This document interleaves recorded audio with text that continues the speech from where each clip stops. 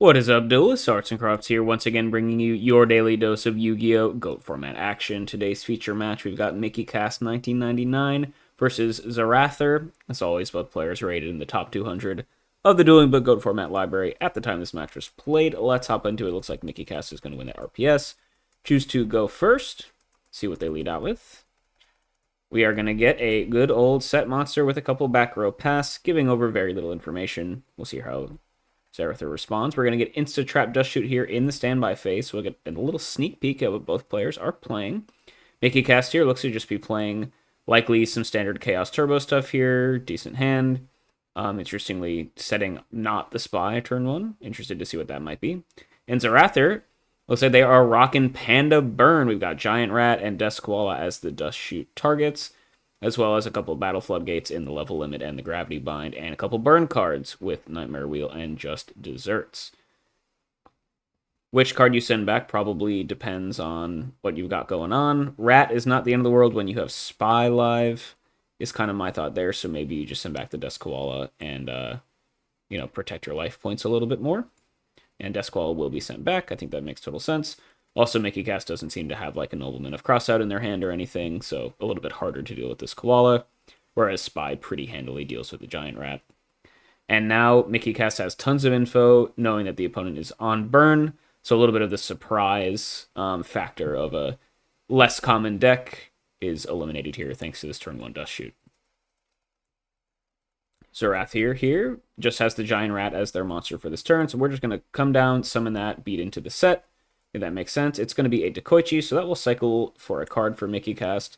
Not the end of the world, and then they just have their Gravekeeper Spy to set in the way of this rat at the very least. You don't really care if it gets Nightmare Wheeled for the most part because it's still just a wall, which is nice. And you know your opponent doesn't have Trio at the moment as well, so Spy is a little bit less of a liability like it normally would be in a Panda Burn matchup. So Zarather is going to set a couple back row pass there. Likely that's going to be the Gravity Bind and the Nightmare Wheel. Is probably the read, unless Zarather is getting a little bit tricky. Mickey Cast will draw for turn, and they're going to go set a monster pass. Didn't shuffle their hand, so it pretty much has to be that Gravekeeper Spy. It could be Sinister Serpent, I guess, trying to bait out the Nightmare Wheel. That's definitely a possibility. And of course, Zarather has no idea what's in Mickey Cast's hand, so interested to see what it might be. We're just going to get end phase Nightmare Wheel on the set. And that is A-okay, so wonder if that is that card or not. They'll start burning Mickey Cast, though. That is at least somewhat of a clock. Zarather's going to go set a monster pass, so it looks like they top-decked another monster for turn, which is a little interesting. Could be a lot of, set monsters in burn are very scary, because if they resolve a jar, they basically win. And we see that Mickey Cast doesn't really have, or at least so far, had not shown any outs to set monsters just yet, so this could be pretty dangerous for them. They're just going to go set a monster pass, though. Okay, Zarather, if you have up a jar, you're going to be in a really good spot. Nightmare Wheel continues to burn away at the opponent. Looks like this was not a jar, otherwise it likely would have been flipped there. Rat's going to go attack the new set, and that is the Gravekeeper Spy. So this was actually pretty nice out of Mickey Cast. So they baited the Nightmare Wheel with the Sinister Serpent. Now Spy can resolve, fill up a third monster zone, and now they're safe from any potential trio draws from Zarather because it cannot resolve at this moment in time. Oh, actually, okay, they just don't have... They must be running double Spy and then drew it? That's a little bit interesting. So kind of unlucky there for Mickey Cast, and now they're actually just chilling in trio range. So interesting play to go set that Spy when it didn't have any other targets. But maybe, I mean, could have just been unlucky on the draws. Mickey Cast in a bit of a weird spot, though. And they know that this set is not a jar, so we'll see how they proceed. Gonna set another monster, it's probably that third Spy, so at least they can go ahead and get themselves out of the trio lock position. But they're getting ticked away slowly by this Nightmare Wheel, so... Right now, Zarather... I mean, Burn generally has the inevitability in this matchup regardless, but they actually have a clock on Mickey Cast as well, so... Mickey Cast can't just sit behind their Spies all game, they're gonna need to make something happen. Likely, one of the best ways to get out of this would be like drawing Thunder Dragon and then tribute summoning over the Sinister Serpent to remove the Nightmare Wheel. Zarather's going to draw for turn. Yep, Nightmare Wheel continues to burn. Going to go attack the other set monster. It's going to be... Oh, interesting. So that was Serpent. Wow, okay, so never mind. Mickey Cast did not bait out the Nightmare Wheel with the Serpent. They actually set Spy, and then unfortunately drew another copy of Spy after that. Okay, so interesting to see this play here. Serpent will just get killed by the rat and then get bounced back to the hand. Not the end of the world. Um, and then Zarathir is going to add another set monster, so continuing to really threaten Mickey Cast here with these sets. Mickey Cast can grab the Serpent. Sometimes you don't want to, though, because, like, Secret Barrel is a card, right?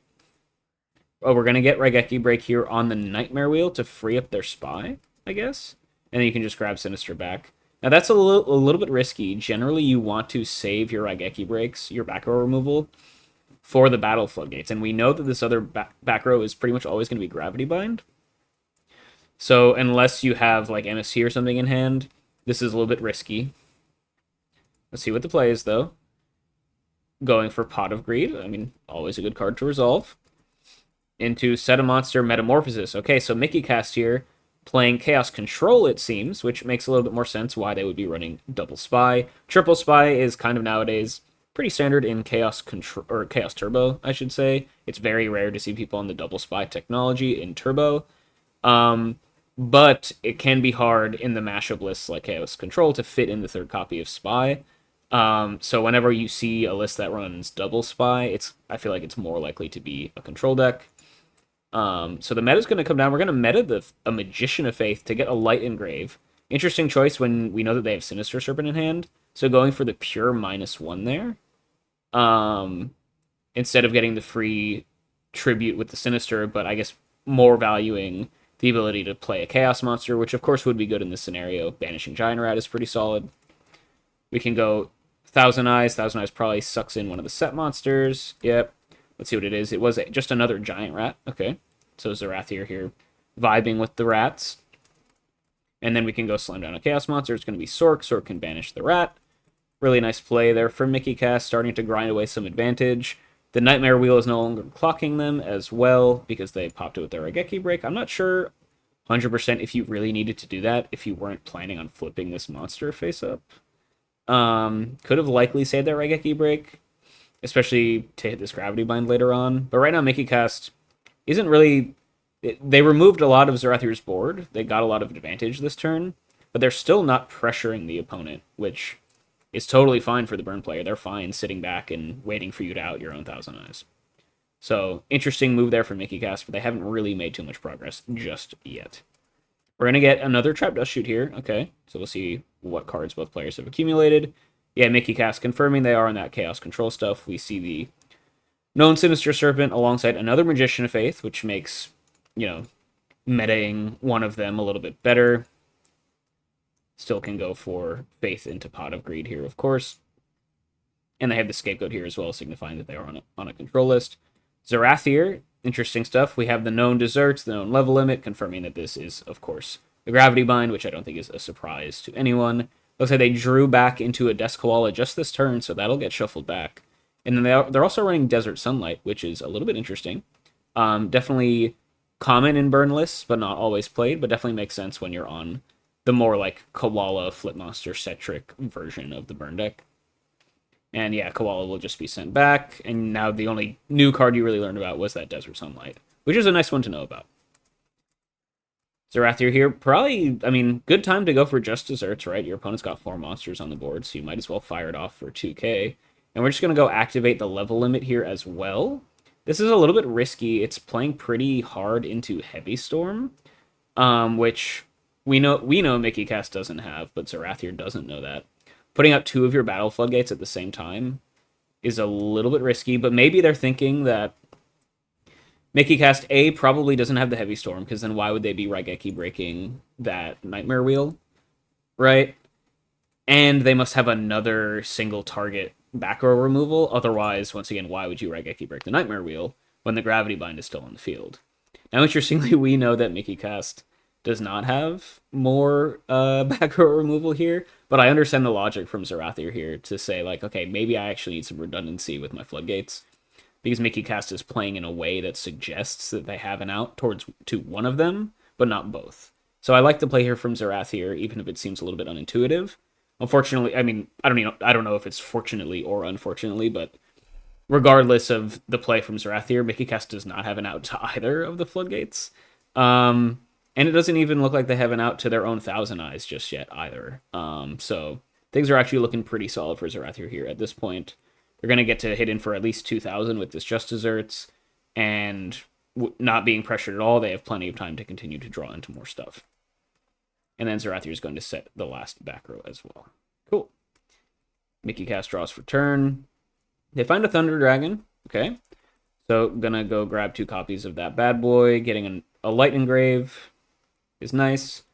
You could make an argument. I mean, it depends. I guess, oh, now they have an out for their own Thousand Eyes. That's actually a pretty nice draw, because now they can go Tribute Summon over the Thousand Eyes for Thunder Dragon. And if they had outs to these back row, they could start applying some pressure. But unfortunately, right this moment, that's not going to do anything. So, yeah, you can see Mickey Cast here really highly prioritizing removing that Nightmare Wheel, which was chunking them down a bit. But, like, you have other outs to that in your deck. You can just Tribute Summon over the set or something like that. Whereas, especially Game 1, you have as the Turbo player, you have a very limited number of outs to the Battle Floodgates, so you really need to prioritize removing them. Otherwise, you end up in this weird situation. And I guess Mickey Cast isn't on Turbo, they're on Chaos Control, but they basically play the same suite of back row removal, at least in Game 1. So already using one of them on something that wasn't a Battle Floodgate when you know you have 2 to get through, it's a little bit risky, and right now, that risk is not paying off here for Mickey Cast. And we're going to set another monster to power up the Just Desserts even further, which is a little bit interesting. We're just going to, just flip up the Just Desserts, paying the opponent for 2,500. Why not? You'll never get more value out of this Just Desserts at any other point. So nice play there from Zerathir. And Mickey Cast is sitting at 4,000 with no pressure being applied and 2 Battle Floodgates to get through. All right. Zerathir here going to set another monster pass. Every set monster is spooky. Koala is actually pretty nice at this point in time as well. With Mickey Cast having 4 cards in hand. 4+, right? Gonna set a back row. Tribute Summon for Thunder Dragon. And then flip summon this Magician of Faith. Yeah, so we knew Mickey Cast had the Faith in hand. They can go grab Pot of Greed. At this point, we're just really, really digging for like a Heavy Storm. That would be really, really solid for them if they're even main decking it. See if they can find it. Thunder Dragon should not be face up, by the way. That's a little bit funny. They special summoned it by tribute summoning over the Thousand Eyes. Oh, now we're just going to flip up summon Koala. So Pot of Greed. Yeah. So this was the other thing I wanted to say earlier. Mickey Cast went for the double Thunder Dragon grab when they activated it. But that actually can be pretty bad sometimes against Burn, especially the Koala versions of Burn, because every extra card in your hand is another 200 damage from Secret Barrel and another 400 damage from Koala, right? So right now they just kind of have a dead TD in hand that's costing them life. And yeah, this is a really, really big chunk of damage here from this Koala. It'll hit for 2,400, right? Or no, so it'll hit for 2,000, which is massive, and you can beat over this Magician of Faith for an extra 800. So really, really valuable Koala here. Level 3, so it gets under the level limit, of course. Yeah, this is looking really good for Zerathir. Oh, and then we can just flip summon the Cyberjar, wipe the board, and in main phase 1, really likely they flip into like pandas or things like that, and they can just punch in for the last 2,000 points of damage. Yeah, this is basically lights out here. And yeah, Mickey Cast just going to concede. Makes total sense to me. Very far behind. No way of outing those Battle Floodgates. And a really solid Game 1 win there for the Burn player. Mickey Cast, of course. Burn likely you got some cards in your side deck to side in to help for this. So you are kind of favored post side against Burn. Maybe, depending on your 55, I guess, Control is a little bit worse against Burn than Turbo, right? Because Control has a little bit more of a difficult time clocking the opponent, which is what you want to do against Burn to prevent it from just stalling you out forever. And Burn has natural built-in ways to punish some of the common plays that Chaos Control has, like scapegoats and things, right? Got Kugure Panda, Just Desserts, all really good stuff. Secret Barrel, all really good into scapegoat decks. So might be a little bit tough here for Mickey Cast now that they're down a game, but we'll see if they have any cool technology to bring in. out of the side. They open Pot of Greed, so they're going to go up +1 here pretty quickly, which is good for them. And then they're just going to set a monster, set a couple back row pass. But already up a card, churning through the deck a little bit. It's a pretty good start for our Chaos Control player. Zerathir going to draw for turn. We're going to go Nobleman of Crossout on the set, hitting a Magician of Faith. That is pretty good. So Mickey Cast going for the knockout blow here as early as turn 1. Pot, set Faith, Faith regrab Pot. But Zerathir just has the knock to prevent that from coming through. And both players will have to banish any Faiths they have in their deck. Zerathir doesn't have any, which makes sense in a burn list. Mickey Cast going to banish an extra copy. They could have a third in their hand, although that's pretty unlikely. Usually decks are not on triple Faith. Ooh, and then Zerathir here going to go normal summon Giant Rat and try to get in for 14. Ring of Destruction is going to come through, which will burn both players for 14. One of those cards that, depending on the 55, could maybe come out post side against burn, because it does burn yourself, right? So it does oftentimes help burn out. But dealing with this rat here when you would have been taking 14 otherwise is a solid use for it. And it can definitely make the cut in a lot of 55s against burn post side. Both players will take 14 here, though. Zerathir's normal summon easily dealt with for now, but getting a little bit of head start on the damage race. Going to set a back row pass. That'll get hit with a Dust Tornado here. And that is another Ring of Destruction gone, so both players' rings out of the game. Now, once again, though, Mickey Cast not using back row on the Battle Floodgates, which did prove to be their demise there in Game 1, and could be an issue. Now, of course, it is post-sided, so they have a lot more redundancy in terms of that type of effect. So maybe they're fine using a Dust Tornado to snipe a random back row in the end phase. But you still only have a finite number of these, and you got to make sure you're using them wisely. Not saying that this was the wrong call, but it may come back to bite them in the future if they're unable to out a Battle Floodgate like we saw in Game 1. Completely open board here for Mickey Cast to start applying some pressure, though, which is pretty nice. Dust Tornado allowing for that to happen. Let's see if they can exploit this open board state at all. They're going to fire off a Graceful Charity. That's pretty nice. It's really good to just draw through your deck quickly against burn to find all of your back row removal and, all of your side deck tech. It's one of those very, very volatile matchups where either you have the cards that you need to deal with burn or you don't, and there's not a lot of in between. So anything that can speed up your draws into your deck is really helpful. Pot and Graceful being, of course, the two best cards for that purpose for the most part. We're going to discard Chaos Sorcerer and Dekoichi. Interesting. So just 2 Darks Engrave, not setting up for any sort of chaos stuff. I guess their Faiths are banished, and they must not have... Maybe they drew into Thunder Dragon, and you don't want to discard it just yet.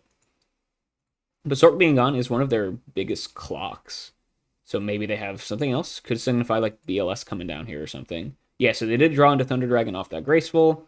Going to get a Light Engrave to turn on potential chaos. Would not be surprised to see another Sork or the BLS get dropped here. And that's exactly what we're going to see. Sork coming down, start clocking the opponent for 2,300 a turn. Really, really solid start here out for Mickey Cast. Double Trinity in the first 2 turns, setting up chaos, clocking the opponent. Things are looking really nice.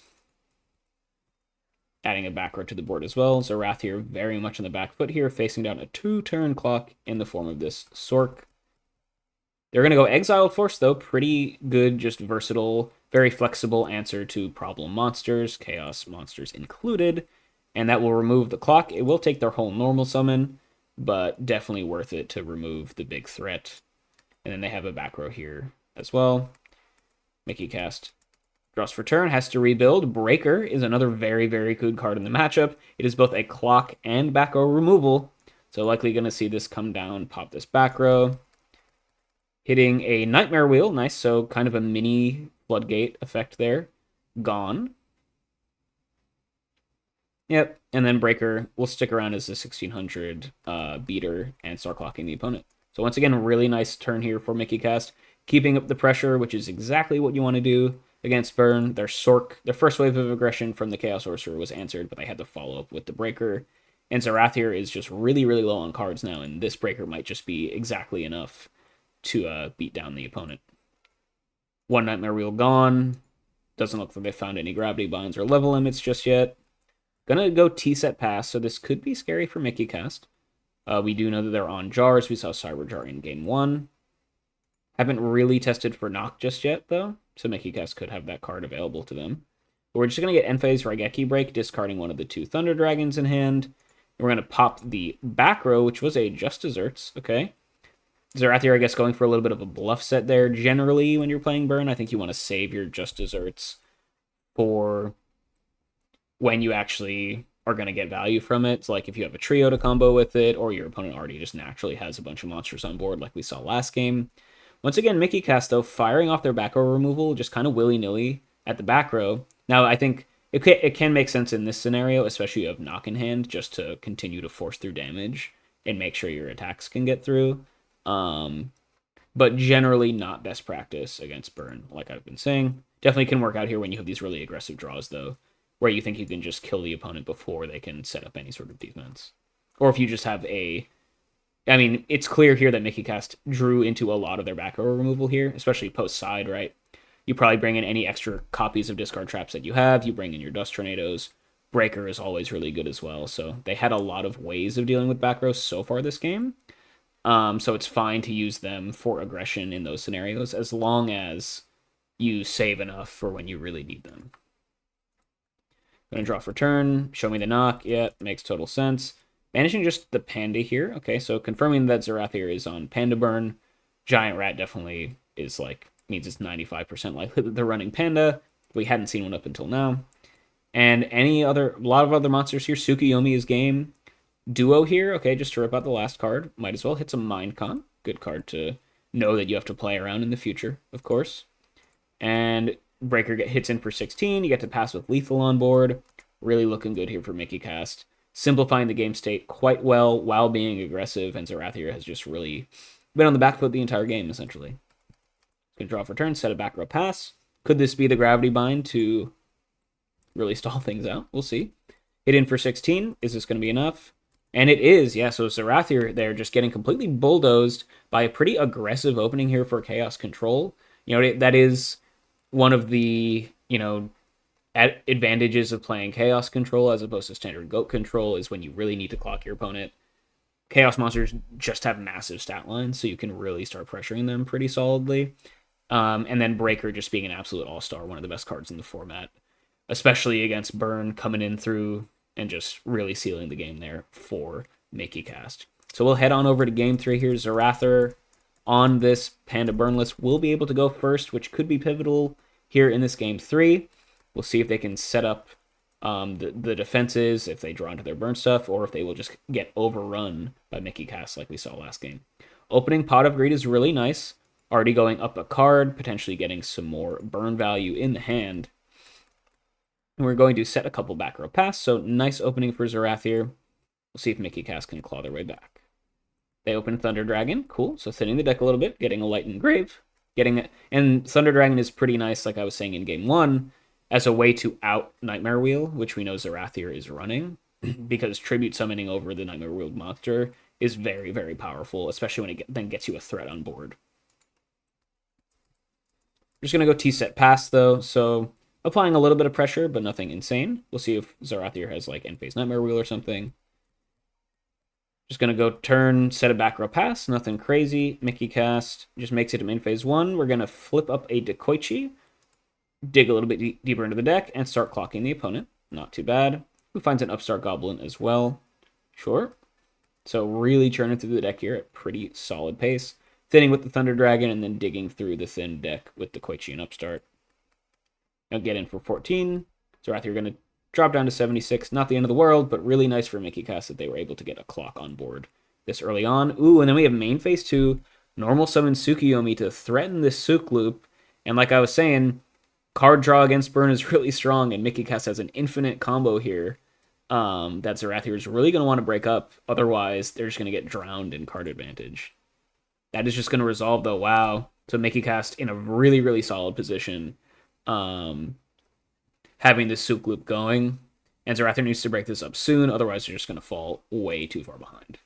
We're going to end-phase Secret Barrel, so that is the one bad thing about Thunder Dragon into pot into Dekoichi flip-up stuff, is it does load up your hand for stuff like Secret Barrel, and this is going to be a lot of damage. What is this? 2, 4, 6, 8, 10, 12, 14, 16. This is 1,800 damage from Secret Barrel. Pretty solid damage.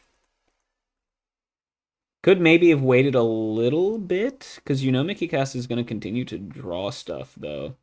Not sure if you really needed to fire off the Secret Barrel right now. 1800 is totally fine value for Secret Barrel, but there's nothing really. I feel like there's nothing saying at this moment that Mickey Cast is going to be losing cards anytime soon. So interested, I would be interested to know why Zerathir felt like they needed to go ahead and do this right this second. Maybe could have eked out another 200 to 400 more damage from this just by being a little bit more patient. I think on the last burn video that I had, a lot of people in the comments were pointing out things like this, where like, yeah, people were resolving their burn cards for a decent amount of damage, but they could have pretty easily been a little bit more patient and gotten slightly more damage out of them. And I feel like that's probably one of the things that separates a mediocre from a good from a great burn player, is knowing like when they can get, or what is like the maximum value that they're likely to get from a burn card, and finding out when to use it at the right time. And so when I review these burn matches, I want to try and think really hard about like, okay, 1800 damage, that's good, but could it be even better, right? Could Zerathir could they have gotten even more value out of their burn cards? And that's something that I want to like really hone in on for these matches. Zerathir is going to fire off level limit area B, so finding a battle floodgate is really nice. Just going to pass though. Yeah, and once again, especially when you're about to put a floodgate on board, it feels a little bit weird to fire off the secret barrel. It's not like you needed the space in the back row to play some other stuff. So you could have literally just like waited for Mickey Cast to draw a card for you to fire off this barrel, and then things would have been, you would have gotten a little bit more damage. We have another secret barrel here. Okay, so yeah, I guess what's the point of this, right? Like if you were gonna hold off on the second secret barrel, why use this one first, right? Is there something I'm missing there? I don't think so. Definitely let me know in the comments if I'm not fully understanding the sequencing of burn, but I feel like if you realize that this is the right time to be using one secret barrel, what makes it the wrong time to use the other one? It's not very clear to me. They do get in for even more damage here. That's 2,000 damage from the secret barrel. So Mickey Cast drops down to 4,200, which could be really nice. Looking pretty solid here for Zerathir. And we've also got Sanbefei's Nightmare Wheel to lock down the Dekoichi. Wow, so Zerathir did have a way to break up the Tsukuyomi loop. So really solid stuff there. Mickey Cast can, of course, break this Nightmare Wheel by tributing over the Dekoichi, but it does break up the infinite card draw combo, which is really nice for Zerathir, and they're just in an insane position at this point in time. Ooh, Mickey Cast does have the Raigeki break here, though. Going to discard one of those Thunder Dragons and then pop the Nightmare Wheel. So really nice there. And now I guess Zerathir smartly, they waited until the Secret Barrel chain was done before going for the Nightmare Wheel, because if Mickey Cast had chained the Raigeki break, they would have taken 200 less damage from the barrel. But it looks like both players are in agreement that the barrel chain just resolved, and now this Nightmare Wheel chain Raigeki break thing is in a new chain. Okay, never mind. I guess the barrel was still on the field, so the chain was still there. Mickey Cast just losing the life a little bit early. But yeah, actually using the Thunder Dragon or discarding the Thunder Dragon to the Raigeki break to not lose as much damage.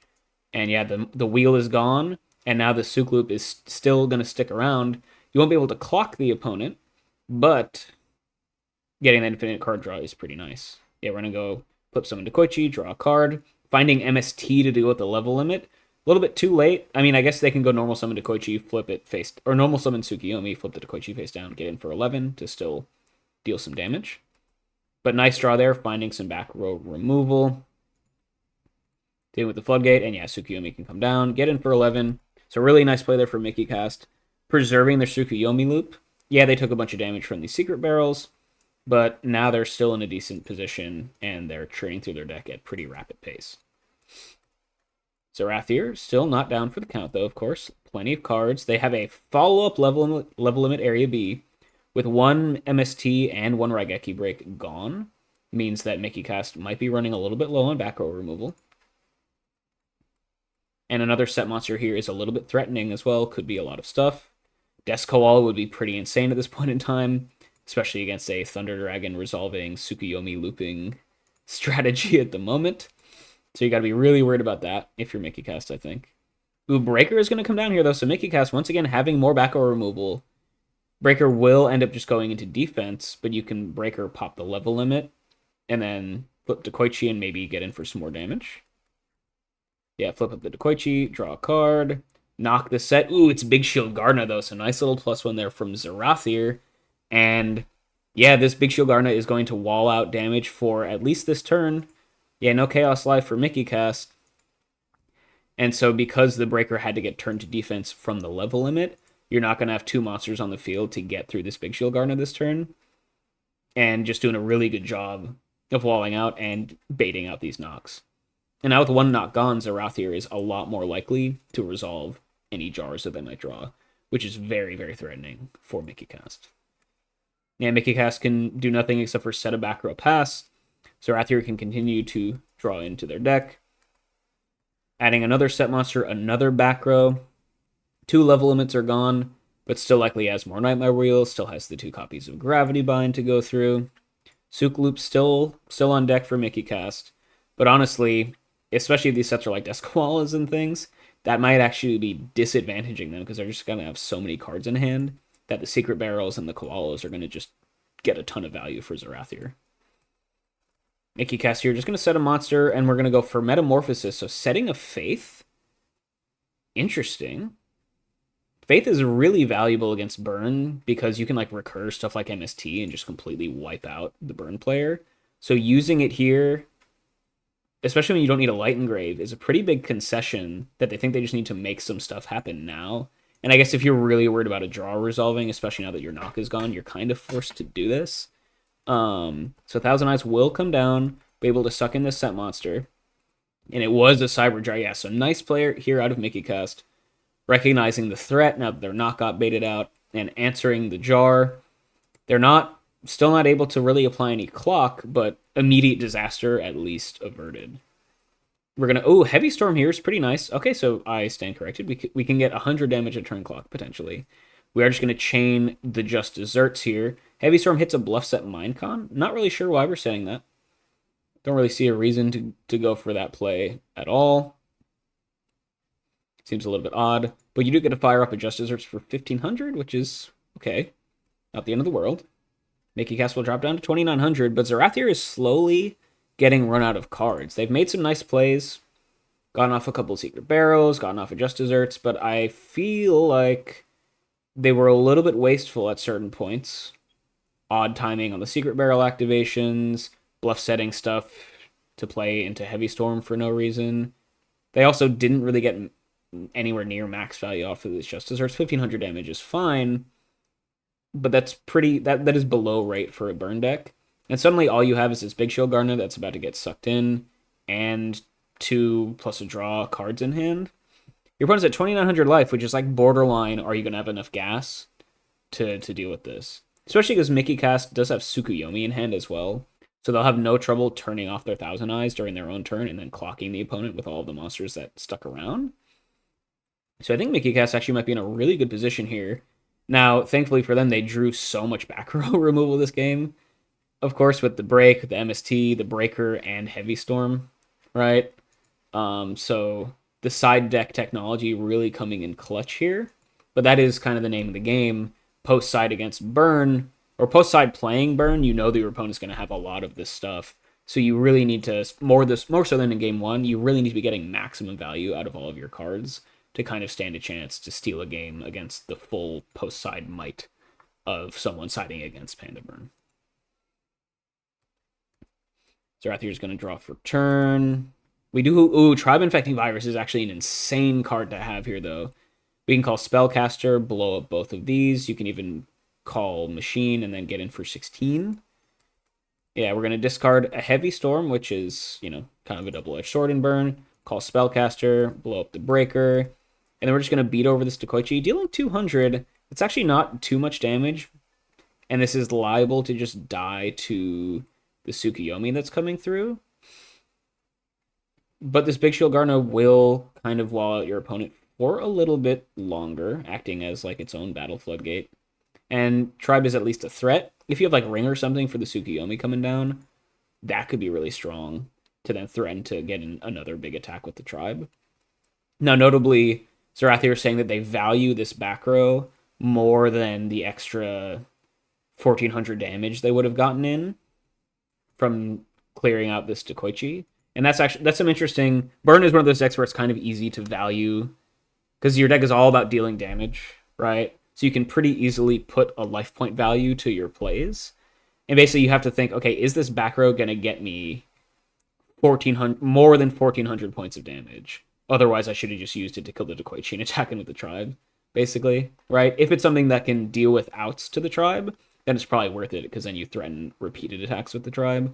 But otherwise, that is actually a decent amount of life points to have just given up on. So we'll see if it ends up being worthwhile. Nikki Cass, gonna draw for turn. Tsukuyomi, the obvious play here. It's gonna come down. Will it just come through? It will, so we're just letting the tribe die. So we're really interested to see what this back row is and if it was actually worth keeping. Mickey Cast can set a back row here as well. We haven't seen if Mickey Cast has an out to this Big Shield Gardna at this point in time. Tsukuyomi on its own can't get through it. You're going to need another monster. And we know that they have at least one Thunder Dragon in hand, or exactly one Thunder Dragon in hand. So after they're just going to set another back row. Okay. Mickey Cast has Tribe of their own. Okay, so that's an out to Big Shield Gardna. We're going to go Tribe, discard that last remaining Thunder Dragon, call Warrior, kill the Big Shield. Now you can start clocking the opponent with 1600. Ooh, Nightmare Wheel is going to come down, and that's actually a pretty solid Nightmare Wheel.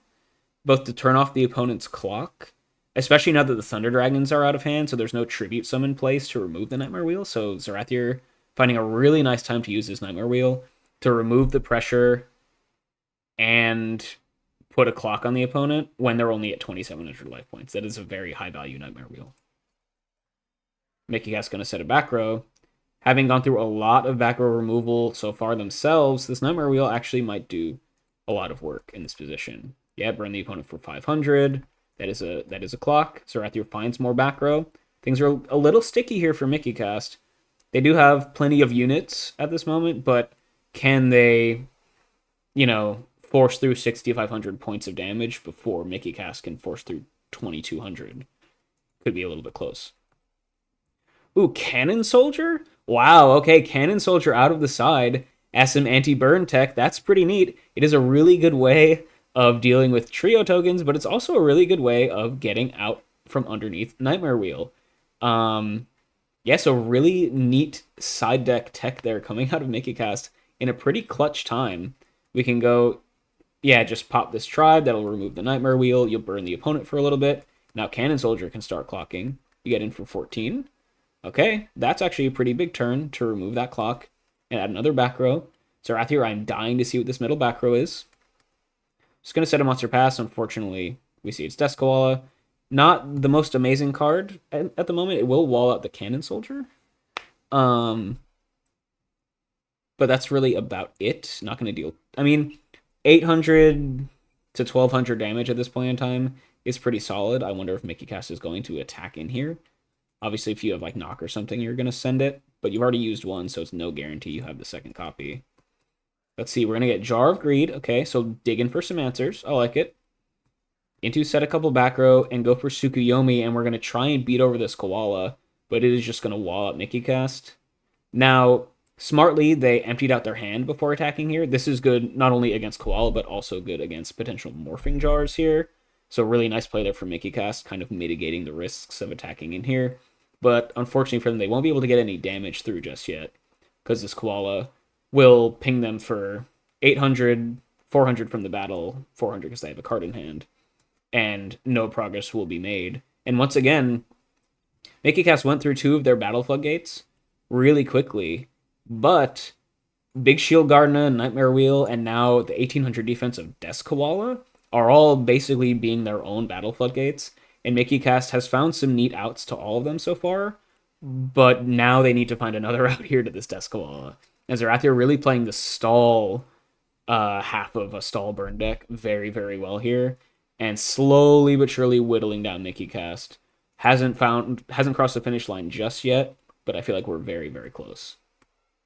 We're gonna get ceasefire here in main phase 2 to burn for 1500. Oh, we're going to Mystic Walk on the Tsukuyomi. Sure. That's fair. So they'll gain 1400 and then take 1000 from the ceasefire. Sure. What is this math? They should take 1,000 from the ceasefire and then gain 1,400 from the Tsukuyomi Mystic Walk. Right? Surely?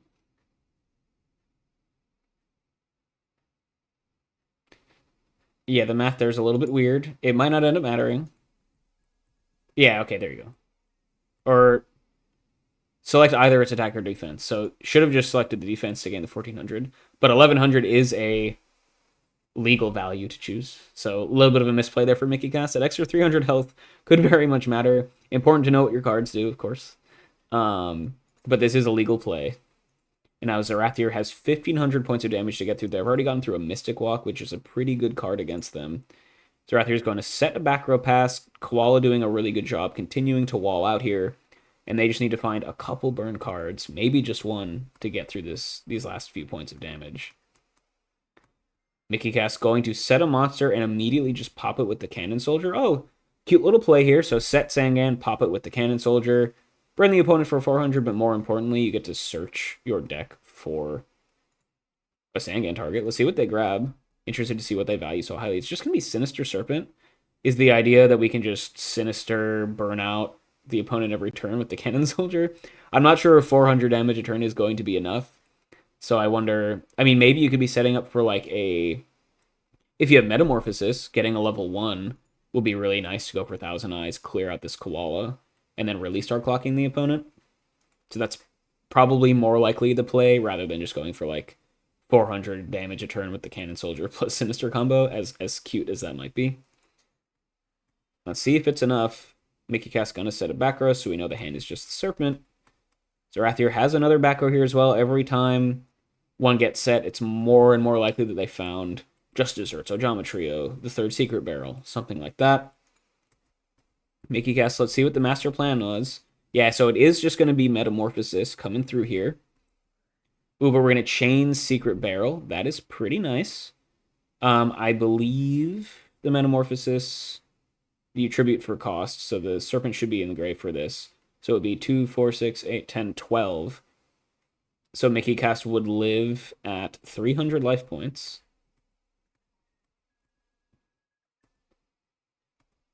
Oh, and then we're going to chain Trio for the game. And that is it. There you go. Yeah, so Zerathir using Koala here as one of the most unconventional floodgates you'll ever seen, just to wait long enough to draw into Secret Barrel plus Ojama Trio for the last remaining points of damage.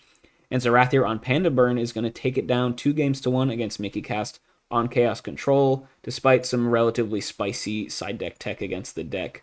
Zerathir just had one too many lock pieces for Mickey Cast to deal with, and Zerathir was just able to draw enough burn to kill the opponent before Mickey Cast could find an out. And that's going to do it. Cool game, guys. Hope you enjoyed it. I will catch you all next time.